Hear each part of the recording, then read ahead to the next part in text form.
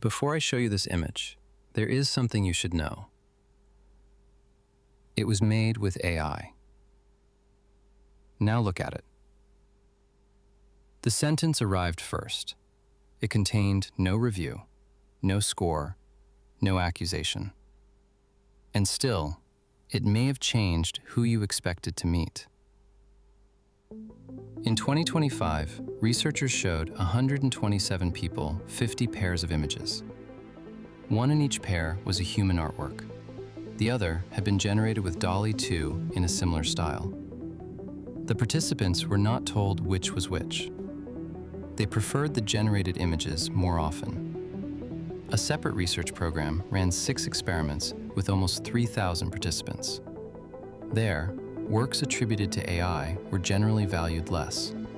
They were seen as requiring less skill, less effort, and, in several experiments, less creativity and less money, even when the artwork itself remained the same. Different studies, different designs. The effects are not universal, but the discomfort survives the footnote. The image is evaluated, then its biography arrives, and the evaluation moves. An image can pass the visual examination and fail the background check, which means we were never judging only what we could see. We were looking for someone. Much of what we call art is a meeting with someone who is no longer there. A voice reaches us after the room where it was recorded has disappeared. A sentence outlives the hand that arranged it. A photograph keeps a fraction of a second after everyone has left the frame. The object remains, and we search it for signs of whoever left. A hand, a decision, a hesitation, a mistake that was noticed, another that was kept. The point where one possibility was chosen and the others disappeared. None of this is proof. A brushstroke is not a fingerprint. A cut is not a confession. But we learn to read decisions as evidence of presence. Even when the work involved assistants, editors, instruments, cameras, software, technicians, and people whose names appeared somewhere after the person considered important enough to sign it. Creation was never pure. The boundary was never clean. But it was useful. The camera captured. The photographer saw. The instrument produced sound. The musician intended something by it. The software executed. The person decided. Then we built a tool capable of producing the kind of surface from which we used to infer the decision. Sometimes after hundreds of attempts, corrections, and rejections. Sometimes before the coffee has finished cooling. The file does not reliably tell us which process occurred. A machine can produce something moving without being moved, something beautiful without experiencing beauty, something that resembles a decision without having faced the possibility of regret. And suddenly, the problem is not simply that a machine can make an image. The problem is that the image may no longer tell us where the machine ends, or where the person begins. But the labels were not invented to settle an argument about art. They arrived because images had acquired another problem. In January 2024, a recording appeared to capture a Maryland school principal saying things he had never said. He was placed on leave. He received threats. Police later concluded that the audio had been generated with AI. It sounded like his voice. The words were not his. By the time the distinction arrived, the consequences were real.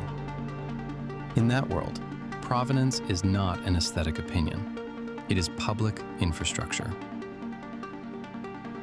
Seeing something is no longer sufficient evidence that it occurred. A platform processing millions of uploads cannot contemplate each object, reconstruct its intention, and determine what relationship it wishes to have with reality. It needs categories. A A warning has to arrive before interpretation, sometimes before thought. The label may change what it touches, and we may still need it. YouTube currently places two different disclosures under a section called How This Content Was Made. One is Made with AI. Another is Captured with a Camera. The second can appear when compatible provenance technology verifies a capture chain without subsequent edits to the audio or visuals. YouTube also states that if the disclosure is missing, it does not mean the content was modified. The system publishes its own uncertainty. We tend to skip that part. And even accurate technical information can acquire a larger public meaning. Captured with a camera sounds like a witness statement. Made with AI sounds like a suspect has been identified. The system did not write those associations. We did. Neither disclosure says human. Neither says inhuman. Neither says art. They record parts of the technical history of a file. Then we continue filling out the form. Effort, honesty, authorship, authenticity, value. The metadata supplies a fact. The culture supplies everything the fact is presumed to mean. By now, you may have spent part of this video checking which images were generated. Nobody asked you to. The category gave you a job. And this is no longer happening only to artists. A designer selects one result from 200 and wonders whether selection still leaves evidence. A translator changes the word the machine chose and wonders whether judgment has fingerprints. A musician decides where the generated sound should stop and the silence should remain. A programmer reviews in minutes what once took hours to write and wonders whether supervising a system counts as making something or merely standing nearby while it happens. The fear is not only that the machine will perform our work, it is that, after working beside it, nobody will know where we were. So we ask for better categories. Human-made, AI-made, AI-assisted, human-directed, generated, then edited, synthetic, but supervised. We want the border restored in greater detail. I still want it. I want a label that says the machine was there, but that I did not disappear inside it. I call that precision. Part of it is fear. Part of it is vanity. Because I do not only want to be described accurately, I want to be filed above someone else. I want a category for people who use the machine thoughtfully. Conveniently, I would be in it. I want you to know there were rejected versions, corrections, choices, doubts. I want that information to arrive before the work and protect it from being mistaken for something unattended, which is a peculiar request in a piece about information arriving before the work. There is no honest checkbox for that. And even if there were, I would be the person ticking it. A provenance system can record devices, software, signatures, and changes. It can say what touched the file.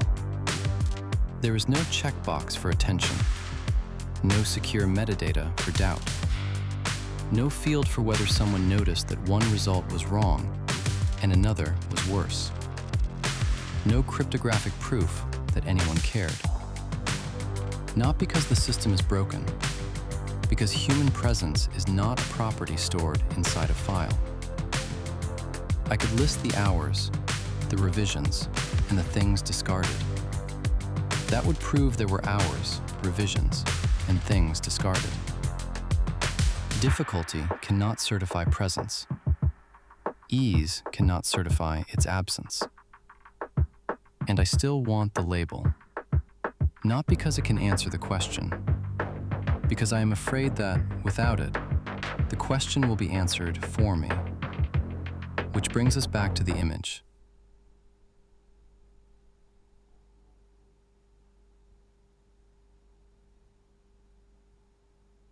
You now know something about how the file was made. That information may be accurate. It may be important. In another context, it may protect you from mistaking construction for evidence. But the image has not changed. The encounter has. Before the label, you might have looked for form, color, tension, discomfort, or recognition. After the label, you may find yourself looking for fingerprints. Perhaps you will find them. Perhaps you will invent them. Perhaps you will refuse to see them because the tool arrived first.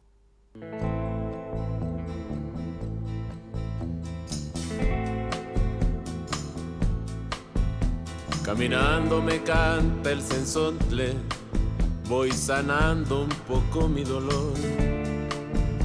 Se oscurece la sombra del monte, voy tranquilo sin una razón. Caminando acompaño al sensontle, vuela encima de mi canción.